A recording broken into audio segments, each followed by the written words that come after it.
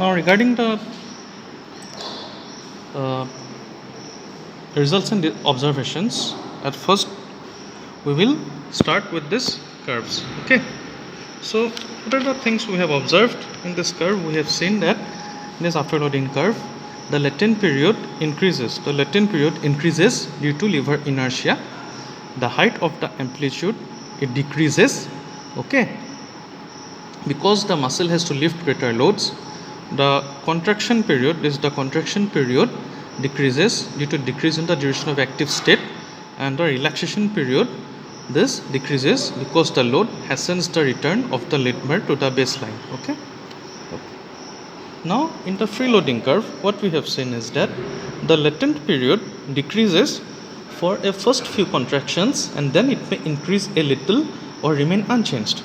Now the height of amplitude at first increases for the first few contractions till physiological limit is reached, then it starts decreasing. Okay, the speed of contraction also increases, as can be seen from the slope of the curve. Now the contraction period does not change as the duration of active state does not change, and lastly the relaxation period decreases because the load hastens the return of the lever. Okay, now we have to calculate the work done. Okay, we have to calculate the work done. For calculation of the work done, say this figure. Okay, this is the drum chymograph. Here this small l is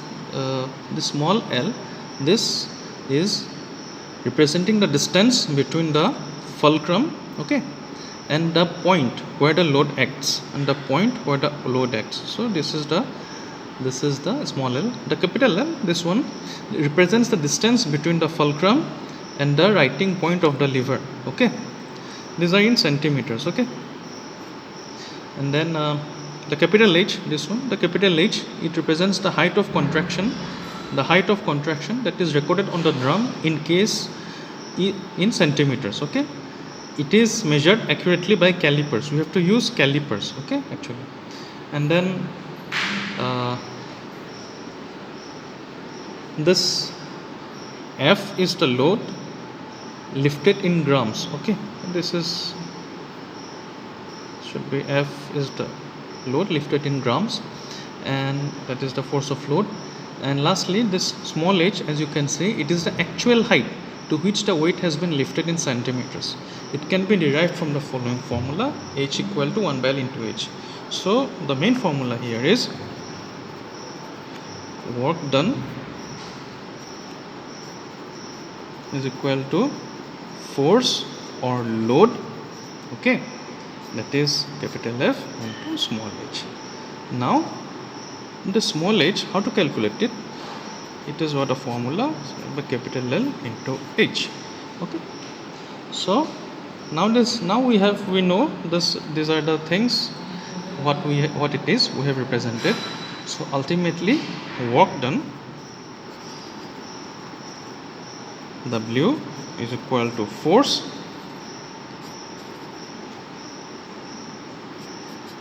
small l by capital L into h gram centimeter. Okay, so lastly, whatever, suppose it comes as x, okay, then we have to multiply x into 981, then the result is y, result will be y arcs. Okay, so in this way we will calculate the work done. Okay, now one thing to note, that is the load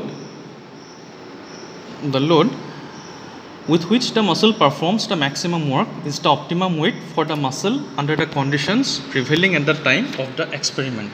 Okay, now a thing about, let's discuss this thing now. Lastly, some small discussion point. The precautions are same like that of simple muscle curve. Okay, so and also for the precaution, we should not change the point of stimulus and strength of the stimulating current. Okay, now this some small things, if we say, such as what are the changes observed in response to an afterloaded muscle when the load is gradually increased?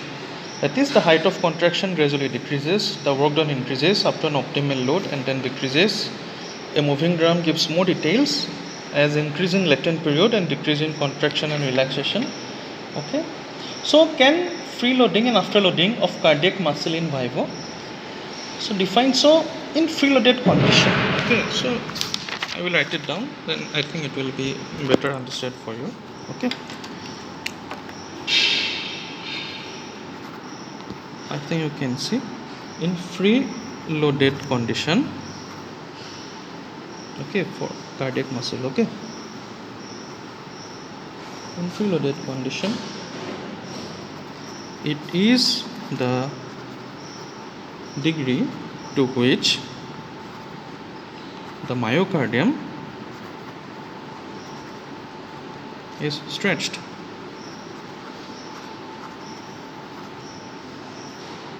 Okay, before it contracts, whereas in after loaded condition, it is the resistance against which the ventricles pump the blood. Okay. And also there is some other discussions that I will tell you. Simply that is in this experiment it is seen that the response of preloaded muscle where weight stretches the muscle before contraction is better for the same weight than the one obtained for the afterloaded muscle, as the weight does not stretch the muscle before contraction in this case. Okay, now some important thing you have to know, okay, about the Stirling law. Okay, so about the Stirling law you have to note some important thing. Okay, so what is Stirling's law? Stirling's law or Frank Stirling law states that the force of energy of contraction, however measured, is a function of the initial length of the muscle fibers. Up to a physiological limit, greater the initial length, greater is the force of contraction. Though originally the Stirling's law was described for the heart, it is also applicable to the skeletal muscle. In heart, the diastolic filling determines the initial length of the muscle. That is why when this is the muscle, when it was stretched up to its physiological limit, then its work done was more. Okay, so Stirling's law came here. But when it was stretched beyond its limit, okay, then it began, then the work done or the work efficiency of the muscle decreases. Okay, so it was, as we saw, in the free loaded condition. But in afterloaded condition, the work done began only after the muscle contraction began. Okay, so the efficiency of work done gradually decreased with increase in weights. So if we see in a free loaded condition, under in physiological limits, the work done is more than that of after loaded conditions. Okay, so these are the things that we need to see. Okay, now suppose you are I will give you some example. Okay, suppose this is a bucket you have taken. Okay, you have already taken a bucket, okay, and then somebody pours water in the bucket, and then you have lifted up the bucket and you have put it on the table. So this is an example of free loaded condition. Okay, because the weight was already there. But suppose it is a weight on the ground.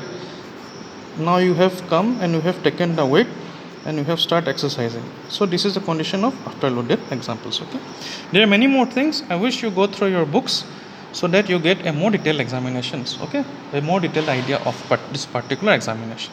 So thank you and bye.